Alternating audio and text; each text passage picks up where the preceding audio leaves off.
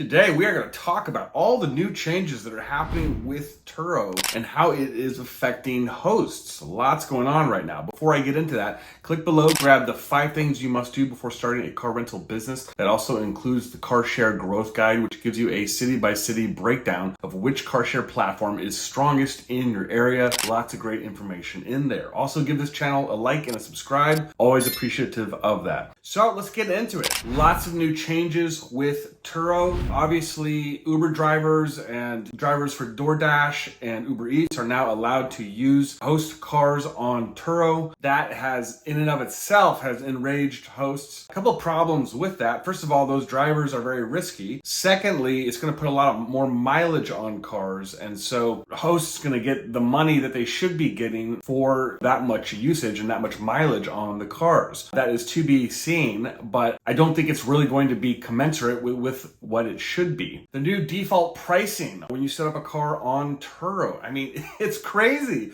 There are all kinds of discounts built in. I've seen some trips where hosts are posting screenshots of a trip that renter booked where someone books the car for a month and they're only getting paid $400. I mean, that's crazy. How are you supposed to pay any bills on the car if a car gets booked for that amount of time? So if you set up a new car on Turo, make sure you go into the discount section and make sure that you are adjusting those discounts properly so that you're not getting screwed on the price of the car. And then thirdly, anyone who's basically under a 4.8 on maintenance now is getting the boot. Most Turo hosts are very good about crossing their T's and dotting their I's when it comes to maintenance on the cars, keeping them clean, keeping them washed. But you may have a situation if you have 50 cars where every now and then someone screws up, someone doesn't get it right, and you get a bad review. And then if you get a few of those, you actually run the risk of having that car or more dumped off the platform. So it has become a hyper punitive situation for hosts. So let's talk about this. Why is this happening? There's a couple things going on that I think have spurred this on. First of all, Uber Car Share obviously just recently announced that they are closing up shop in the car share space. This has likely emboldened Turo to say, hey, we're going to do whatever we want. So now that the big fish is out of the pond, there's really no one that is competing with them in this space as of now. Obviously, we have Getaround at number 2,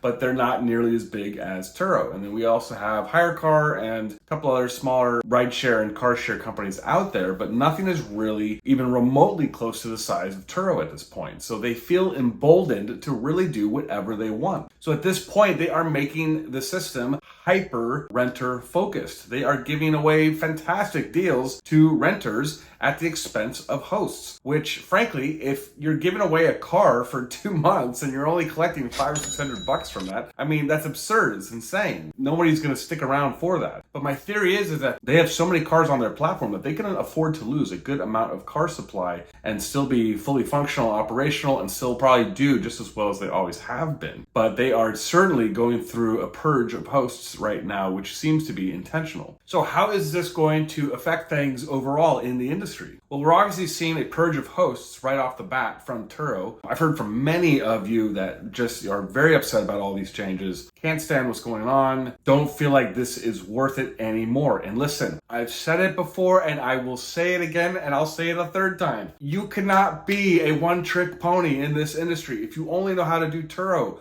that is a problem. You must know all the car share apps. You must know private rentals, short-term, long-term, etc. You have to know all the different plays in the playbook in this business.